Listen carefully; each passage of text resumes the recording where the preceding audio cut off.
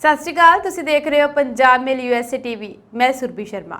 ਖਬਰਾਂ ਦੇ ਇਸ ਬੁਲੇਟਿਨ 'ਚ ਤੁਹਾਡਾ ਬਹੁਤ-ਬਹੁਤ ਸਵਾਗਤ ਹੈ। ਖਬਰਾਂ ਦੇ ਬੁਲੇਟਿਨ ਦੇ ਸਪਾਂਸਰ ਨੇ ਰਿਐਲਿਟਰ ਗੁਰਜਿਤਿੰਦਰ ਸਿੰਘ ਰੰਧਾਵਾ।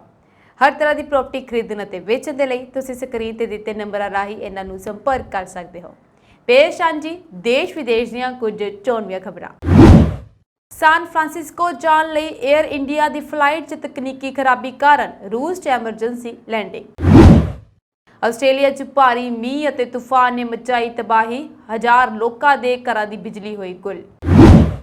ਹਿਮਾਚਲ 'ਚ ਬਰਫ਼ਬਾਰੀ, ਪੰਜਾਬ 'ਚ ਭਾਰੀ ਮੀਂਹ ਨੇ ਬਦਲਿਆ ਮੌਸਮ, ਵਿਭਾਗ ਵੱਲੋਂ ਚੇਤਾਵਨੀ ਜਾਰੀ। ਸਰਕਾਰ ਨੇ ਪਹਿਲਵਾਨਾਂ ਨੂੰ ਗੱਲਬਾਤ ਲਈ ਦਿੱਤਾ ਸੱਦਾ। ਕੁਰੂਕਸ਼ੇਤਰ ਹਰਿਆਣਾ ਪੁਲਿਸ ਨੇ ਧਰਨੇ ਤੇ ਬੈਠੇ ਕਿਸਾਨਾਂ ਤੇ ਕੀਤਾ ਲਾਠੀਚਾਰਜ। ਪੰਜਾਬ ਦੇ ਇੱਕ ਜ਼ਿਲ੍ਹੇ 'ਚ ਮਿਲਿਆ ਬੰਬ, ਪੁਲਿਸ ਨੇ ਮੌਕੇ ਤੇ ਪਹੁੰਚ ਕੇ ਪਿੰਡ ਨੂੰ ਕੀਤਾ ਸੀਲ। ਮੁੜ ਹੋਵੇਗਾ ਅਕਾਲੀ ਭਾਜਪਾ ਗੱਠਜੋੜ, ਸੀਨੀਅਰ ਅਕਾਲੀ ਆਗੂ ਨੇ ਦਿੱਤੇ ਸੰਕੇਤ। ਹੁਣ ਬੁਲਟ ਤੇ ਪਟਾਕੇ ਵਜਾਉਣ ਵਾਲਿਆਂ ਦੀ ਖੈਰ ਨਹੀਂ, ਬੁਲਟ ਨਾਲ ਪਟਾਕੇ ਵਜਾਉਣ ਤੇ ਟ੍ਰੈਫਿਕ ਨਿਯਮਾਂ ਦਾ ਉਲੰਘਣਾ ਕਰਨ ਵਾਲਿਆਂ ਤੇ ਕੱਟੇ ਜਾਣਗੇ ਚਲਾਨ। ਹੁਣ ਖਬਰਾਂ ਵਿਸਥਾਰ ਦੇ ਨਾਲ।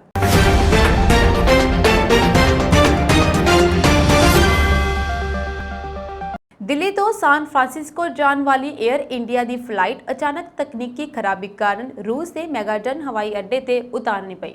ਮਿਲੀ ਜਾਣਕਾਰੀ ਅਨੁਸਾਰ 에ਅਰ ਇੰਡੀਆ ਦੀ ਫਲਾਈਟ ਦੇ ਵਿੱਚ 216 ਯਾਤਰੀ ਅਤੇ 16 ਚਾਲਕ ਦਲ ਦੇ ਮੈਂਬਰ ਸਵਾਰ ਸਨ।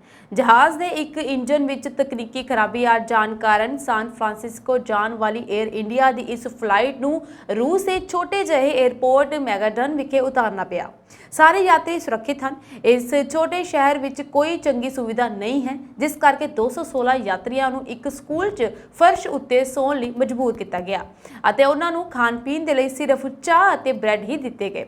ਇਸ ਸਥਾਨ ਤੇ ਇੰਟਰਨੈਟ ਵੀ ਉਪਲਬਧ ਨਹੀਂ ਹੈ, ਜਿਸ ਨਾਲ ਕਿ ਉਹ ਆਪਣੇ ਸਕੇ ਸੰਬੰਧੀਆਂ ਨਾਲ ਸੰਪਰਕ ਕਰ ਸਕਣ।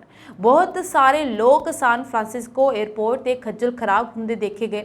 ਉਹਨਾਂ ਨੂੰ ਦੱਸਿਆ ਗਿਆ ਕਿ ਜਹਾਜ਼ ਖਰਾਬ ਹੋ ਗਿਆ ਹੈ ਅਤੇ ਜਹਾਜ਼ ਨੂੰ ਰੂਸ ਵਿੱਚ ਉਤਾਰਿਆ ਗਿਆ ਹੈ, ਤਾਂ ਇਸ ਨੂੰ ਹੋਰ ਵੀ ਸ਼ੰਕੇ ਦੀ ਨਜ਼ਰ ਨਾਲ ਦੇਖਿਆ ਜਾਣ ਲੱਗਾ, ਕਿਉਂਕਿ ਰੂਸ ਨੇ ਬਹੁਤ ਸਾਰੇ ਪੱਛਮੀ ਦੇਸ਼ਾਂ ਨੂੰ ਆਪਣੇ ਹਵਾਈ ਖੇਤਰ ਵਿੱਚ ਉਡਾਨ ਭਰਨ ਤੇ ਪਾਬੰਦੀ ਲਾਈ ਹੋਈ ਹੈ। ਹਾਲਾਂਕਿ 에ਅਰ ਇੰਡੀਆ ਵਰਗੇ ਕੁਝ ਜਹਾਜ਼ ਰੂਸ ਦੇ ਉੱਪਰ ਉਡਾਨ ਭਰਦੇ ਰਹਿੰਦੇ ਹਨ। ਪਤਾ ਲੱਗਿਆ ਹੈ ਕਿ 에ਅਰ ਇੰਡੀਆ ਨਵੀਂ ਦਿੱਲੀ ਤੋਂ ਇੱਕ ਹੋਰ ਜਹਾਜ਼ ਮੈਗਾਡਨ ਭੇਜੇਗੀ, ਜਿੱਥੋਂ ਇਹਨਾਂ ਯਾਤਰੀਆਂ ਨੂੰ ਸਾਨ ਫਰਾਂਸਿਸਕੋ ਪਹੁੰਚਾਇਆ ਜਾਵੇਗਾ। ਪਰ ਹਾਲੇ ਤੱਕ ਇਹ ਸਪਸ਼ਟ ਨਹੀਂ ਹੋ ਸਕਿਆ ਕਿ ਇਹ ਜਹਾਜ਼ ਮੈਗਾਡਨ ਰੂਸ ਤੋਂ ਇਹਨਾਂ ਯਾਤਰੀਆਂ ਨੂੰ ਲੈ ਕੇ ਪਹਿਲਾਂ ਦਿੱਲੀ ਜਾਵੇਗਾ ਕਿ ਸਿੱਧਾ ਅਮਰੀਕਾ ਜਾਵੇਗਾ। ਰੂਸ ਅਤੇ ਅਮਰੀਕਾ ਵਿਚਕਾਰ ਅੱਜਕੱਲ੍ਹ ਸੰਬੰਧ ਕੁਝ ਸਹੀ ਨਹੀਂ ਚੱਲ ਰਹੇ, ਜਿਸ ਕਰਕੇ ਜਹਾਜ਼ ਰੂਸ ਤੋਂ ਉਡਾਨ ਭਰ ਕੇ ਪਹਿਲਾਂ ਦਿੱਲੀ ਜਾਵੇਗਾ ਤੇ ਉੱਥੋਂ ਸਾਨ ਫਰਾਂਸਿਸਕੋ ਲਈ ਸਿੱਧੀ ਉਡਾਨ ਦਾ ਬੰਦੋਬਸਤ ਕੀਤਾ ਜਾ ਸਕਦਾ ਹੈ। ਅਮਰੀਕੀ ਵਿਦੇਸ਼ ਵਿਭਾਗ ਬੁਲਾਰੇ ਅਨੁਸਾਰ ਹਾਲੇ 'ਚ ਇਸ ਗੱਲ ਦੀ ਪੁਸ਼ਟੀ ਨਹੀਂ ਹੋ ਸਕੀ ਕਿ ਫਲਾਈਟ ਵਿੱਚ ਕਿੰਨੇ ਅਮਰੀਕੀ ਨਾਗਰਿਕ ਹਨ। ਖਬਰ ਲਿਖੇ ਜਾਣ ਤੱਕ 에ਅਰ ਇੰਡੀਆ ਜਾਂ ਹੋਰ ਅਧਿਕਾਰੀਆਂ ਵੱਲੋਂ ਯਾਤਰੀਆਂ ਨੂੰ ਕੋਈ ਵੀ ਆਗਾਜ਼ ਸੂਚਨਾ ਨਹੀਂ ਦਿੱਤੀ ਗਈ ਸੀ। ਦੱਖਣੀ ਆਸਟ੍ਰੇਲੀਆ ਵਿੱਚ ਭਾਰੀ ਤੂਫਾਨ ਆਉਣ ਤੋਂ ਬਾਅਦ ਰਾਜ ਵਿੱਚ ਹਜ਼ਾਰਾਂ ਲੋਕਾਂ ਦੇ ਘਰਾਂ ਦੀ ਬਿਜਲੀ ਗੁੱਲ ਹੋ ਗਈ। ਰਿਪੋਰਟ ਮੁਤਾਬਿਕ ਆਸਟ੍ਰੇਲੀਆਈ ਰਾਜ ਦੱਖਣੀ ਆਸਟ੍ਰੇਲੀਆ ਵਿੱਚ 24 ਘੰਟਿਆਂ ਤੋਂ ਬੁੱਧਵਾਰ ਸਵੇਰ ਤੱਕ 65,000 ਤੋਂ ਵੱਧ ਵਾਰ ਬਿਜਲੀ ਡਿੱਗੀ, ਜੋ ਬਲੈਕਆਊਟ ਦਾ ਕਾਰਨ ਬਣ ਗਈ। ਬੁੱਧਵਾਰ ਨੂੰ ਸਥਾਨਕ ਸਮੇਂ ਅਨੁਸਾਰ ਸਵੇਰੇ 6 ਵਜੇ ਤੱਕ SA ਦੀ ਰਾਜਧਾਨੀ ਐਡੀਲੇਡ ਅਤੇ ਇਸ ਦੇ ਆਸ-ਪਾਸ ਦੇ ਕਸਬਿਆਂ ਦੇ ਵਿੱਚ 10,000 ਤੋਂ ਵੱਧ ਘਰ ਅਤੇ ਕਾਰੋਬਾਰ ਅਜੇ ਵੀ ਬਿਜਲੀ ਤੋਂ ਬਿਨਾਂ ਹਨ। ਮੰਗਲਵਾਰ ਰਾਤ 9 ਵਜੇ ਤੋਂ 10 ਵਜੇ ਦਰਮਿਆਨ ਭਾਰੀ ਬਾਰਿਸ਼ ਹੋਈ ਹੈ। ਬੁੱਧਵਾਰ ਸਵੇਰੇ 3 ਵਜੇ ਤੋਂ 3:30 ਵਜੇ ਦਰਮਿਆਨ ਇੱਕ ਗੰਭੀਰ ਗਰਜ ਤੂਫਾਨ ਦੀ ਚੇਤਾਵਨੀ ਵੀ ਦਿੱਤੀ ਗਈ ਹੈ। ਸਟੇਟ ਐਮਰਜੈਂਸੀ ਸੇਵਾ ਨੂੰ ਔਸਤਨ ਹਰ 3 ਮਿੰਟ ਵਿੱਚ ਮਦਦ ਲਈ ਇੱਕ ਕਾਲ ਪ੍ਰਾਪਤ ਹੋਈ, ਜਿਸ ਵਿੱਚ ਬੁੱਧਵਾਰ ਸਵੇਰ ਤੱਕ ਵਾਧੇ ਦੀ ਉਮੀਦ ਕੀਤੀ ਗਈ। ਐਸੇ ਪਾਵਰ ਨੈਟਵਰਕਸ ਨੇ ਕੁਝ ਖੇਤਰਾਂ ਵਿੱਚ ਬਿਜਲੀ ਬਹਾਲ ਕਰਨੀ ਸ਼ੁਰੂ ਕਰ ਦਿੱਤੀ ਹੈ, ਪਰ ਆਊਟਸ ਦੀਆਂ ਵਾਧੂ ਰਿਪੋਰਟਾਂ ਦੀ ਉਮੀਦ ਕਰ ਰਹੇ ਹਨ। ਹਿਮਾਚਲ ਪ੍ਰਦੇਸ਼ ਦੇ ਰੋਹਤਾਂਗ ਤੇ ਮਨਾਲੀ ਦੀਆਂ ਚੋਟੀਆਂ ਤੇ ਮੰਗਲਵਾਰ ਵੀ ਬਰਫ਼ਬਾਰੀ ਹੋਈ। ਮਨਾਲੀ ਅਤੇ ਪੂਰੀ ਉੱਜੀ ਘਾਟੀ 'ਚ ਮੀਂਹ ਕਾਰਨ ਮੌਸਮ ਸੁਹਾਵਣਾ ਹੋ ਗਿਆ। ਬਾਰਡਰ ਰੋਡ ਆਰਗੇਨਾਈਜੇਸ਼ਨਸ ਦੇ ਕਮਾਂਡਰ BSF ਬਚਿਆਲ ਨੇ ਦੱਸਿਆ ਕਿ ਕਈ ਸਾਲਾਂ ਬਾਅਦ ਰੋਹਤਾਂਗ ਦੇ ਵਿੱਚ ਜੂਨ 'ਚ ਵੀ 15 ਤੋਂ 20 ਫੁੱਟ ਤੱਕ ਬਰਫ਼ ਸਾਫ਼ ਕਰਨ ਵਾਲੀ ਅਜੇ ਪਈ ਹੈ। ਪੰਜਾਬ 'ਚ ਮੰਗਲਵਾਰ ਸ਼ਾਮ ਤੋਂ ਬਾਅਦ ਅੰਮ੍ਰਿਤਸਰ, ਬਰਨਾਲਾ, ਫਿਰੋਜ਼ਪੁਰ, ਗੁਰਦਾਸਪੁਰ, ਜਲੰਧਰ, ਕਪੂਰਥਲਾ, ਲੁਧਿਆਣਾ, ਮੋਗਾ, ਸੰਗਰੂਰ ਅਤੇ ਤਰਨਤਾਰਨ ਆਦਿ ਜ਼ਿਲ੍ਹਿਆਂ ਦੇ ਵਿੱਚ ਤੇਜ਼ ਹਵਾਵਾਂ ਚੱਲੀਆਂ, ਨਾਲ ਹੀ ਮੀਂਹ ਵੀ ਪਿਆ। ਇਸ ਕਾਰਨ ਤਾਪਮਾਨ ਦੇ ਵਿੱਚ ਫਿਰ ਤੋਂ ਗਿਰਾਵਟ ਆ ਗਈ ਹੈ। ਬੀਤੇ ਦਿਨ ਪੰਜਾਬ ਦੇ ਕਈ ਇਲਾਕਿਆਂ ਦੇ ਵਿੱਚ ਹਲਕੇ ਬੱਦਲਾਂ ਦੇ ਬਾਵਜੂਦ बावजूद गर्मी बरकरार रही। मौसम विभाग ने 7 जून ਨੂੰ सूबे ਦੇ ਵਧੇਰੇ ਇਲਾਕਿਆਂ 'ਚ ਗਰਜ ਚਮਕ ਤੇ ਹਨੇਰੀ ਨਾਲ ਹਲਕੀ ਤੋਂ ਦਰਮਿਆਨੀ ਬਾਰਿਸ਼ ਦੀ ਭਵਿੱਖਬਾਣੀ ਕੀਤੀ ਹੈ। ਤਾਪਮਾਨ 'ਚ ਵਧੇਰੇ ਗਿਰਾਵਟ ਦੀ ਸੰਭਾਵਨਾ ਘੱਟ ਹੈ। ਭਾਰਤੀ ਮੌਸਮ ਵਿਭਾਗ ਨੇ ਕਿਹਾ ਕਿ ਗੁਜਰਾਤ ਤੇ ਦੱਖਣੀ ਪੋਰਬੰਦਰ ਵਿੱਚ, ਦੱਖਣ ਪੂਰਬੀ ਅਰਬ ਸਾਗਰ ਵਿੱਚ ਘੱਟ ਦਬਾਅ ਵਾਲੇ ਖੇਤਰਾਂ ਤੇ ਉੱਤਰ ਪੱਛਮ ਵੱਲ ਵਧਣ ਅਤੇ ਇਸ ਦਾ ਸਮੁੰਦਰੀ ਤੂਫਾਨ ਵਿੱਚ ਬਦਲਣ ਦਾ ਖਦਸ਼ਾ ਹੈ। ਇਸ ਤੂਫਾਨ ਨੂੰ ਬਿਪਰਜਾਏ ਕਿਹਾ ਜਾਵੇਗਾ। ਇਹ ਨਾਂ ਬੰਗਲਾदेश ਨੇ ਰੱਖਿਆ ਹੈ। केंद्र सरकार खिलाफ रोस प्रदर्शन कर रहे महिला पहलवानों ਨੂੰ ਗੱਲਬਾਤ ਲਈ ਸੱਦਾ ਦਿੱਤਾ ਗਿਆ ਹੈ। ਸਰਕਾਰ ਨੇ ਕਿਹਾ ਕਿ ਉਹ ਪਹਿਲਵਾਨਾਂ ਨਾਲ ਹਰ ਮੁੱਦੇ ਤੇ ਚਰਚਾ ਕਰਨ ਦੇ ਲਈ ਤਿਆਰ ਹਨ। ਕੇਂਦਰੀ ਖੇਡ ਮੰਤਰੀ ਅਨੁਰਾਗ ਠਾਕੁਰ ਨੇ ਰਾਤ 1:45 ਵਜੇ ਟਵੀਟ ਕਰਦੇ ਲਿਖਿਆ, ਸਰਕਾਰ ਪਹਿਲਵਾਨਾਂ ਨਾਲ ਗੱਲਬਾਤ ਕਰਨ ਦੀ ਇੱਛੁਕ ਹੈ। मैं पहलवानों ਨੂੰ ਇੱਕ ਵਾਰ ਫਿਰ ਗੱਲਬਾਤ ਲਈ ਸੱਦਾ ਦਿੰਦਾ ਹਾਂ। ਜ਼ਿਕਰਯੋਗ ਹੈ ਕਿ ਮਹਿਲਾ ਪਹਿਲਵਾਨਾਂ ਨੇ ਭਾਰਤੀ ਕੁਸ਼ਤੀ ਫੈਡਰੇਸ਼ਨ ਦੇ ਮੁਖੀ ਬ੍ਰਿਜਭੂਸ਼ਣ ਸ਼ਰਨ ਸਿੰਘ ਦੇ ਸਰੀਰਕ ਸ਼ੋਸ਼ਣ ਦੇ ਦੋਸ਼ ਲਗਾਏ ਸਨ। ਕੁਝ ਦਿਨ ਪਹਿਲਾਂ ਵਿਨੇਸ਼ ਫੋਗਾਟ, ਸਾਕਸ਼ੀ ਮਲਿਕ ਤੇ ਬਜਰੰਗ ਪੁਨੀਆ ਨੇ ਕੇਂਦਰੀ ਗ੍ਰਹਿ ਮੰਤਰੀ ਅਮਿਤ ਸ਼ਾਹ ਨਾਲ ਮੁਲਾਕਾਤ ਕੀਤੀ ਸੀ, ਜਿਸ ਮਗਰੋਂ ਕੇਂਦਰੀ ਮੰਤਰੀ ਅਨੁਰਾਗ ਠਾਕੁਰ ਦਾ ਇਹ ਟਵੀਟ ਸਾਹਮਣੇ ਆਇਆ ਹੈ। ਹਰਿਆਣਾ ਦੇ ਕੁਰੂਕਸ਼ੇਤਰ 'ਚ ਧਰਨੇ ਤੇ ਬੈਠੇ ਕਿਸਾਨਾਂ ਅਤੇ ਪੁਲਿਸ ਵਿਚਾਲੇ ਝੜਪ ਹੋ ਗਈ। दरअसल किसान अपनी मंगां नूं लैके धरने ते बैठे सी अते दिल्ली अमृतसर नैशनल हाईवे ते जाम लगाया होया सी, जिस तो बाद मंगलवार नूं कुरुक्षेत्र दी पुलिस जदों जाम खोलण लई पहुंची उदों ही विवाद वध गया अते किसान भड़क गए। पुलिस ने किसानां ते लाठी चार्ज भी कर दिता। भीड़ नूं काबू करन दे लई वाटर कैनन दी वरतों भी कीती गई, जिस तो बाद किसान खिंड गए। पुलिस की कार्रवाई तो बाद दिल्ली अंबाला GT रोड नूं खोल दिता गया। पुलिस ने प्रदर्शन कर रहे किसानों नूं हाईवे खाली करन दे लई कहा सी। फिलहाल अंबाला तो दिल्ली वाल आवाजाही शुरू हो गई है। तुहानूं दस दईए कि कुरुक्षेत्र के शाहबाद सब डिवीजन की गुरनाम चड़ूनी की अगवाई विच भारतीय किसान यूनियन के बैनर हेठ किसानों ने GT रोड नूं जाम कर दिता अते प्रदर्शन कर रहे सन। इन्हां किसानों नूं सूरजमुखी की फसल घट्टो घट्ट समर्थन मुल की खरीद अते होर मुद्दिआं नूं लैके धरने की शमूलियत की सी। हाल ही च किसानों के मुद्दे नूं लैके पंजाब हरियाणा हाई कोर्ट च पटीशन दायर की गई सी। हाई कोर्ट ने हरियाणा पुलिस और कुरुक्षेत्र के स्थानक प्रशासन को हुक्म दिते कि यह हाईवे देश लिए बहुत महत्वपूर्ण है और इस नूं विरोध के नाम से नहीं रोकया जा सकता और स्थानक प्रशासन को जल्दी तो जल्दी हाईवे नूं खाली करवाना चाहिए है। जिस तो बाद किसानों नूं हरियाणा पुलिस वालों जल्द तो जल्द हाईवे खाली करने के लिए कहा गया सी। इस तो बाद पुलिस ते किसानों विच झड़प हो गई। इस समय पंजाब तो एक वड्डी खबर सामने आ रही है कि हुशियारपुर के मुकेरिया विच एक बंब मिलिया और इस दौरान आस-पास के इलाकों में हफड़ा दफड़ी मच गई। प्राप्त जानकारी अनुसार मुकेरिया के पिंड धर्मपुर च बंब मिलिया, जिस तो बाद पुलिस ने मौके पर पहुंच के पिंड नूं सील कर दिता। फिलहाल पुलिस वालों जांच की जा रही है कि यह बंब कित्थों आया। दस्सिया जा रहा है कि हुशियारपुर के पिंड धर्मपुर च बंब मिलन कारण हफड़ा दफड़ी मच गई। जिवें ही पिंड विच किसान के खेत विचों एक वड्डे आकार का बंब मिलन की सूचना मिली, जिस तो बाद इलाके नूं सील कर दिता गया अते वड्डी गिनती विच पुलिस बल भी मौके ते तैनात कर दिता गया। यह भी दस्सिया गया है कि अज यानी कि बुधवार सवेरे एक किसान ट्रैक्टर लैके अपने खेत विच काम कर रहा सी तां बंब उसदे ट्रैक्टर विच फस गया। इसका पता लगते ही उसने तुरंत पुलिस नूं सूचित किया, जिस तो बाद डॉग स्क्वाड टीम अते फौज मौके ते पहुंच गई। इस दौरान जिवें ही खेत च बंब होने का पता लगा तो पिंड वासियों की भीड़ लग गई। इस तो बाद इसकी सूचना पुलिस नूं दित्ती गई अते फिर वो मौके ते पहुंचे अते अपने उच्च अधिकारियों नूं सारी जानकारी दी। उच्च अधिकारियों वालों मौके ते बंब निरोधक दस्ते नूं बुलाया गया अते पुलिस वालों पूरे इलाके नूं सील कर दिता गया।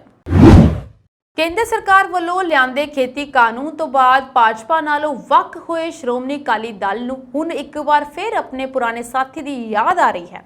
पंजाब विधान सभा चोणां विच हार तो बाद अपनी सियासी होंद की लड़ाई लड़ रहा अकाली दल आउण वालियां लोक सभा चोणां दे विच यानी कि 2024 की लोक सभा चोणां च भाजपा नाल मुड़ सांझ पावेगा। यह सवाल अजकल चर्चा दे विच है। दोवें पुराने भाईवालों के एक बार फिर इकट्ठे होने के संकेत मिले हैं। श्रोमणी कमेटी के जनरल सकत्तर और श्रोमणी अकाली दल के सीनियर आगू गुरचरण सिंह गरेवाल का कहना है कि सियासत में कुछ भी नामुमकिन नहीं है, पर कुछ मुद्दे अजिहे हैं जिन्हां दा हल कढ़ना पवेगा। पार्टी के सीनियर आगू गुरचरण सिंह गरेवाल ने यह भी कहा कि श्रोमणी अकाली दल ने उस समय भाजपा की हमायत की जदों उस नाल पुरानी भाईवाल शिवसेना ही सी। साबका प्रधानमंत्री अटल बिहारी वाजपेयी ने सारे सहयोगियों नूं नाल लैके NDA सरकार चलाई सी, पर मोदी साहब ने फैसले लैण वेले उन्हां नूं शामिल नहीं किया।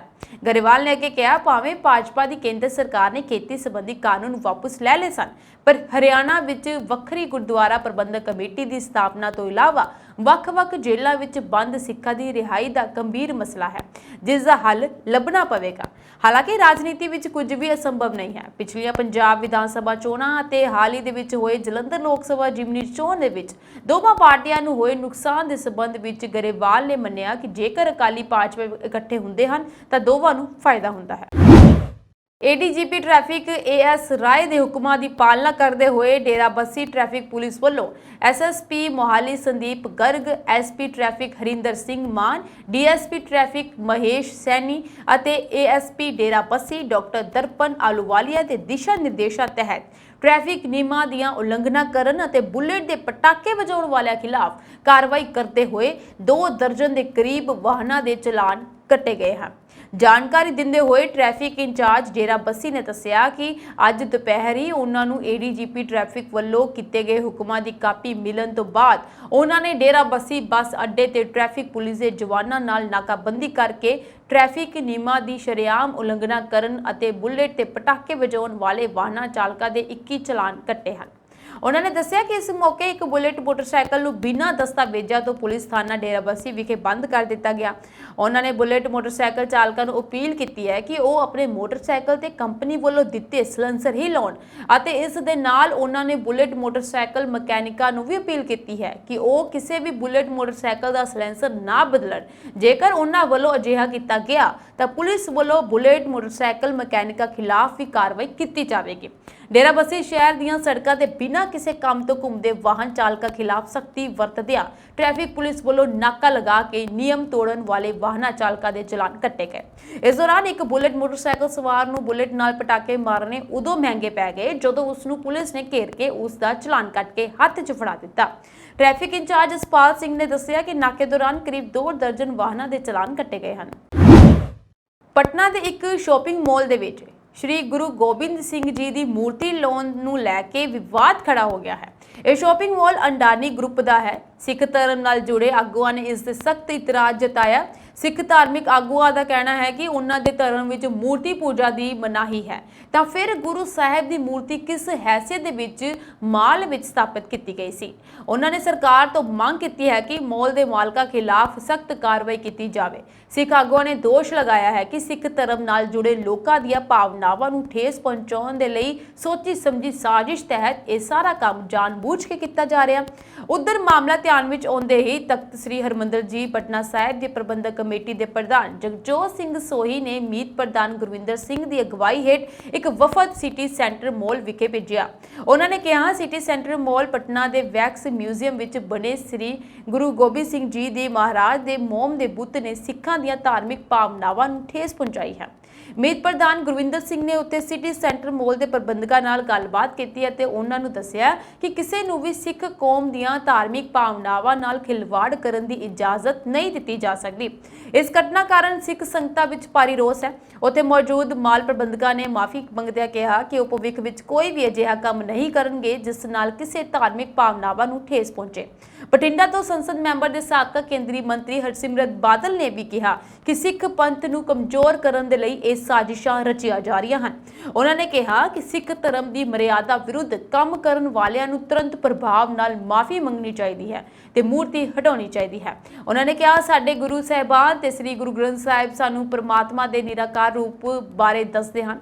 ਇਸੇ ਕਰਕੇ ਸਿੱਖ ਪਰੰਪਰਾ ਵਿੱਚ ਮੂਰਤੀ ਪੂਜਾ ਦੀ ਮਨਾਹੀ ਹੈ। ਇਹਨਾਂ ਸਭ ਵਿਵਾਦ ਤੋਂ ਬਾਅਦ ਮਾਲ ਦੇ ਵਿੱਚੋਂ ਮੂਰਤੀ ਨੂੰ ਹਟਾ ਦਿੱਤਾ ਗਿਆ ਹੈ।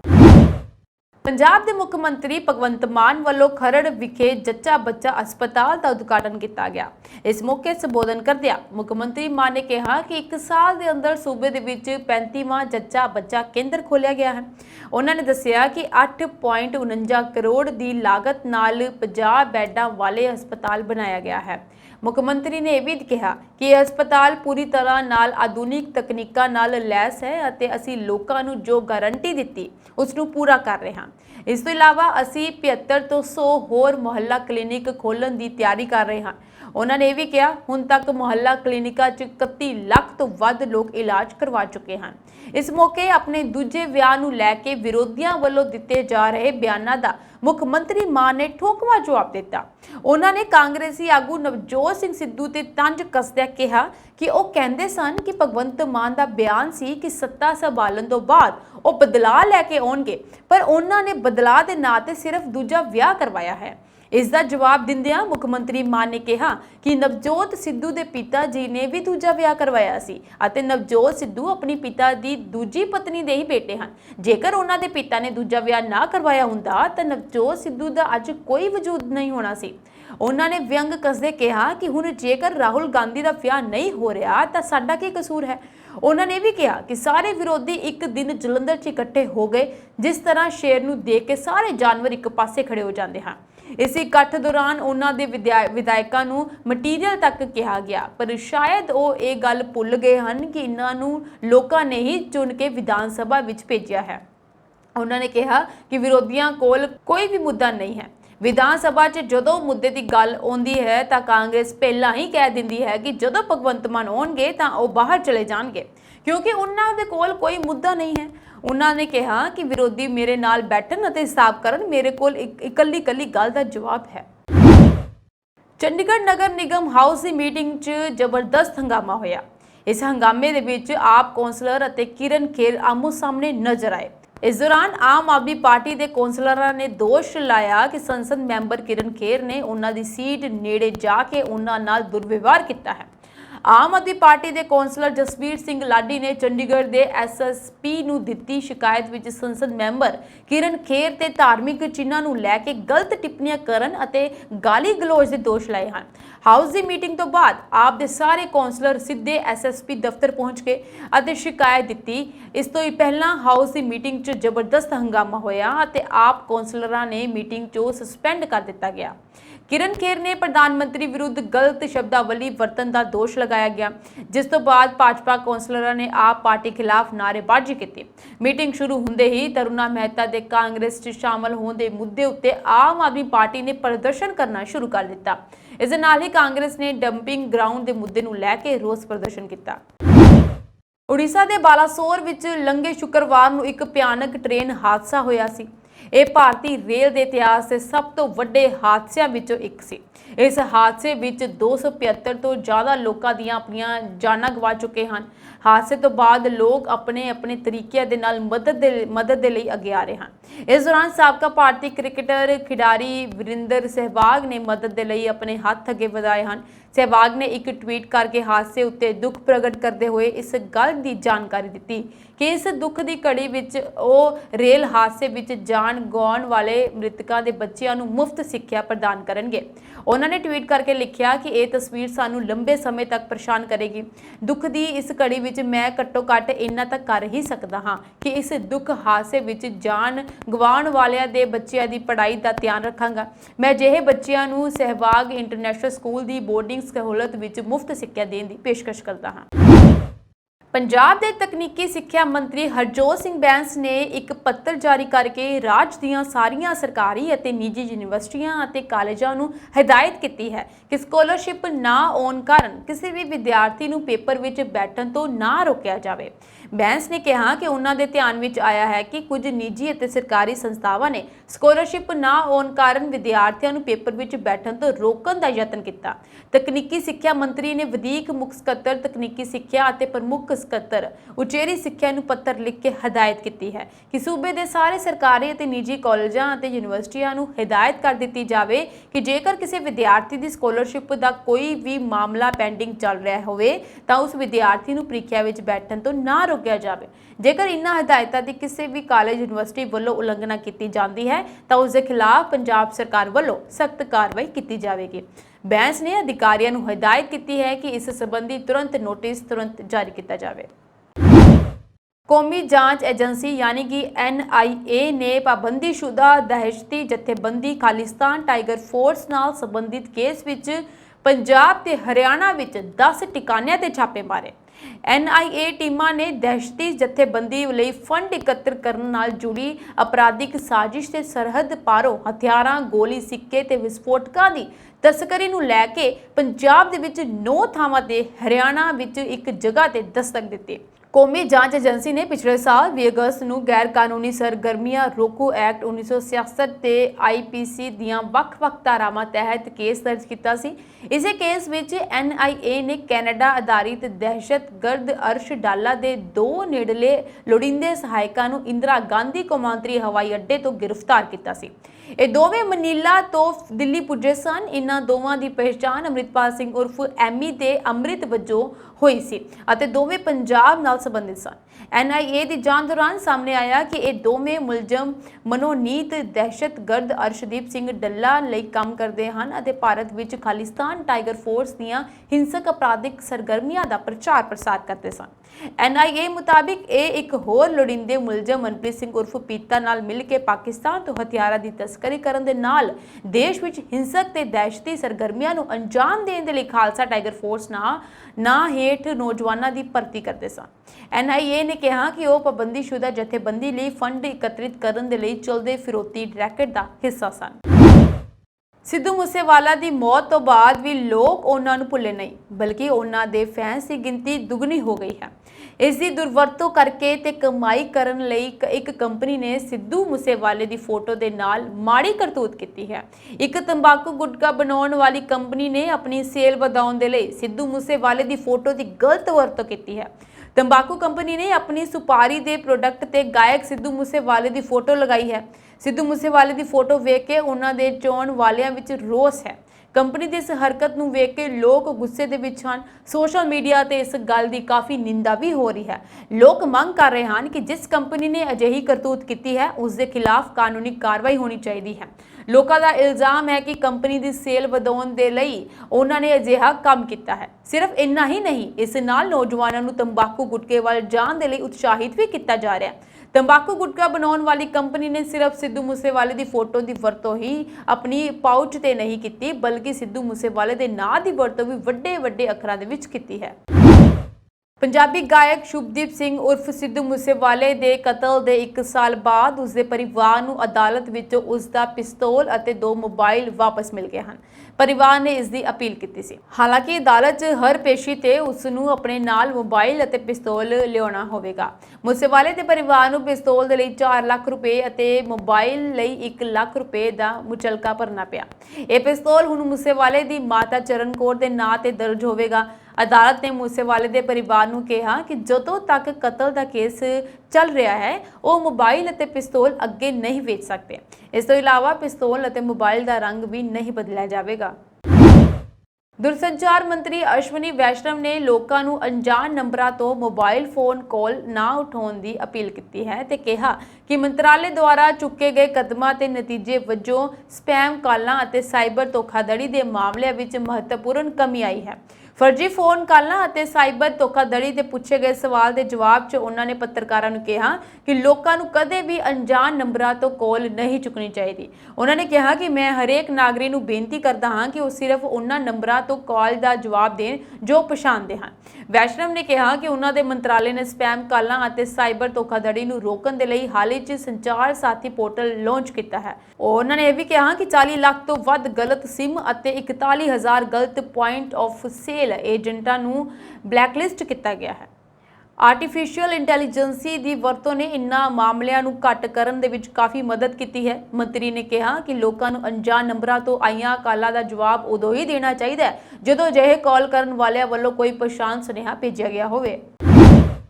ਸੂਬੇ ਦੇ ਲੋਕਾਂ ਨੂੰ ਵਾਜਿਬ ਰੇਟਾਂ ਤੇ ਰੇਤਾ ਬਜਰੀ ਉਪਲਬਧ ਕਰਵਾਉਣ ਦੇ ਲਈ ਮੱਦੇਨਜ਼ਰ ਪੰਜਾਬ ਸਰਕਾਰ ਵੱਲੋਂ 34 ਕਮਰਸ਼ੀਅਲ ਮਾਈਨਿੰਗ ਸਾਈਟਾਂ ਨੂੰ ਕਾਰਜਸ਼ੀਲ ਕਰਨ ਦੇ ਲਈ ਪੂਰੀ ਤਰ੍ਹਾਂ ਤਿਆਰ ਹੈ।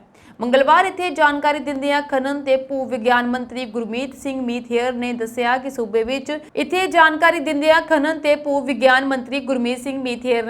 ਸੂਬੇ ਦੇ ਵਿੱਚ ਇਨ੍ਹਾਂ ਨਵੇਂ ਕਮਰਸ਼ੀਅਲ ਮਾਈਨਿੰਗ ਕਲਸਟਰਾਂ ਤੇ ਚਾਲੂ ਹੋਣ ਨਾਲ ਲੋਕ ਆਪਣੇ ਘਰਾਂ ਨੇੜਲੀਆਂ ਥਾਵਾਂ ਤੋਂ ਰੇਤ ਬਜਰੀ ਪ੍ਰਾਪਤ ਕਰ ਸਕਣਗੇ। ਪੰਜਾਬ ਸਰਕਾਰ ਵੱਲੋਂ ਸੂਬੇ ਦੇ ਵਿੱਚ 100 ਕਮਰਸ਼ੀਅਲ ਕਲਸਟਰਾਂ ਨੂੰ ਚਾਲੂ ਕਰਨ ਦਾ ਟੀਚਾ ਹੈ।